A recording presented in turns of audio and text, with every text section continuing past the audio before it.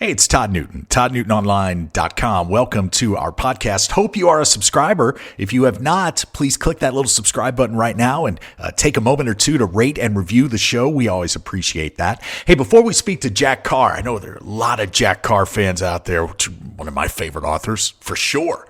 That's why I'm all giddy. Excited over here to speak with him.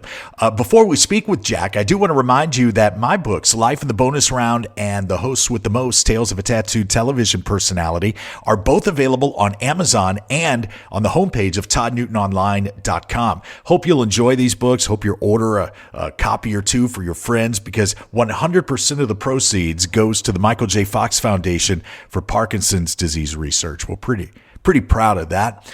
So enjoy the books, order your copies today, and thanks for being here for the Best of the Todd Newton Morning Show podcast featuring our guest, Jack Carr. Hope you enjoy it.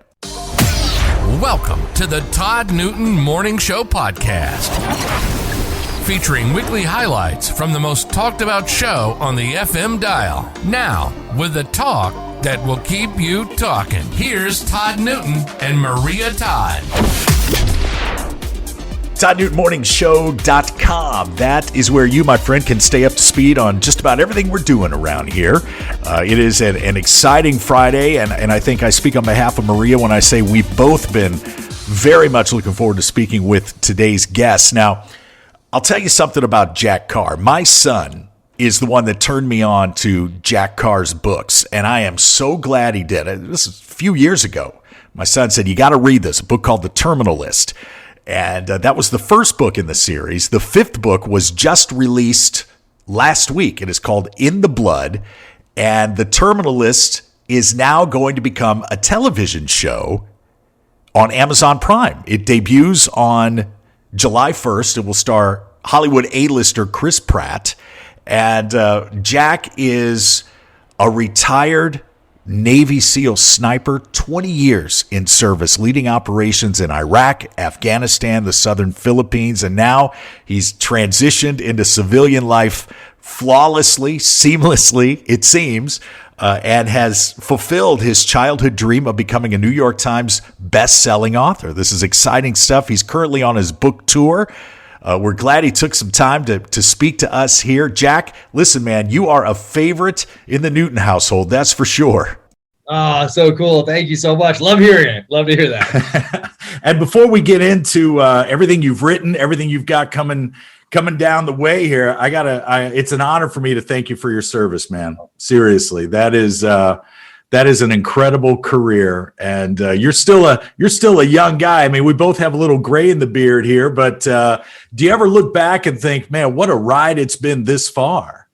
You know, I do. And those are kind of the terms that I look at. I don't look at it as far as what's been accomplished or anything like that, but it's more like, oh man, it was a good run, solid. Have a foundation, continue to build, continue to keep moving forward. So it's more in those terms that I look at it. And if I do look at it, through that lens, it's more of like, man, what did my wife put up with over the years while I was deployed, and when I was home? And even when I was home, it's probably worse, because when you come back from a deployment, you've been down there and you've been just crushing it with your best friends, your right and left, your teammates. You're solely focused on the mission, task at hand. You're not worried about parent-teacher conference. You're not worried about paying any bills whatsoever. You're not worried about the leaky roof. Nothing. You're just solely focused on that target package and going out to hit that target. That's it. And then you get home, and then you start screwing up the schedule, especially if there's kids involved. And so that's always an interesting thing to come back to. But yeah, the spouses who stay home while we're downrange, they're the ones that deserve the medals, of course. The heroes too, yeah. Put up with a lot, both when we're away and when we're home. Well, speak on that for a moment. Was it easy to come back home and transition into civilian life? Yeah, I was always really good at flipping that switch. Being able to be in Baghdad one day and then being home the next, and flipping that switch and realizing that I'm not downrange anymore. Just being able to articulate that and make that conscious, have that as a conscious part of your thought process, I think is helpful, rather than just, I'm doing this now I'm doing this, rather than thinking, okay, I am I'm taking this breath, I am flipping a switch, and now I am home, and I am not going around every corner at an angle to look and see if there's a threat here that people aren't counting on me to pick up this threat as they move down a hallway or whatever it is. Like, now I'm just tucking my kid into bed. Your new book, In the Blood, is available right now wherever you get your books. And the new series, The Terminal List, hits Amazon Prime on July 1st. Exciting stuff. We'll talk about that and how you chose your main character, your leading man, when Jack Carr returns with us here on the Todd Newton Morning Show with Maria Todd. Talk as colorful as the tattoos on his skin. It's the Todd Newton Morning Show with Maria Todd. Retired Navy SEAL sniper and New York Times best-selling author Jack Carr joining us on the Todd Newton Morning Show with Maria Todd. Jack's latest book in the Terminal List series, In the Blood, just released. And Jack, let's talk about the Amazon Prime television series, man.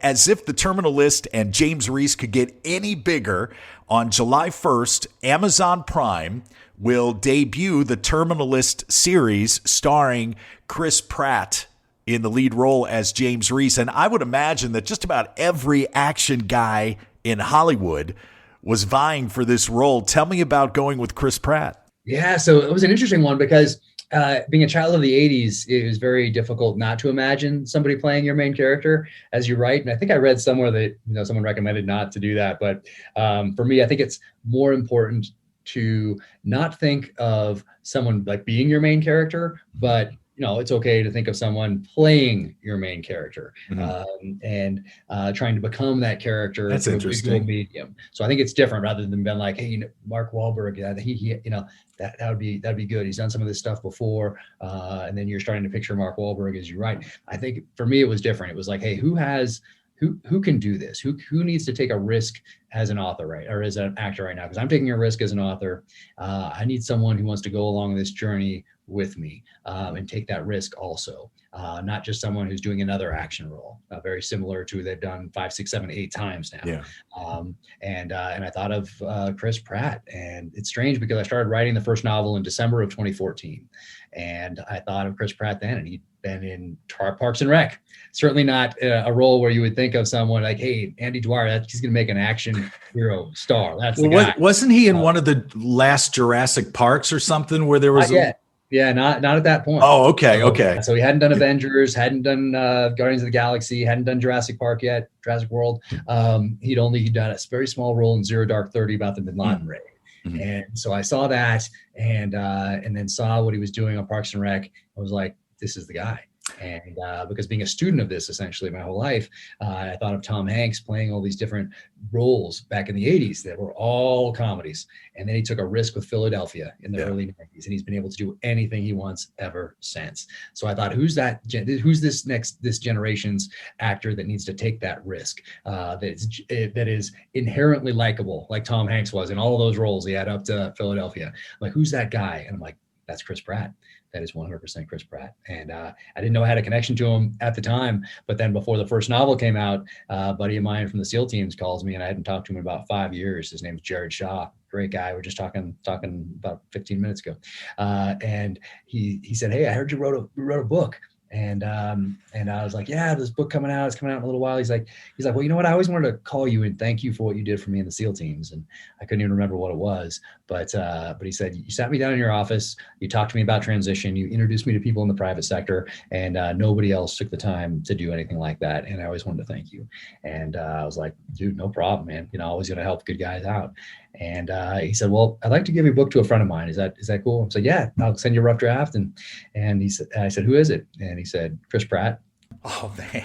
And the rest, as they say, is Hollywood history. Jack Carr, thank you so much for joining us. New book, In the Blood, available now wherever you get your books.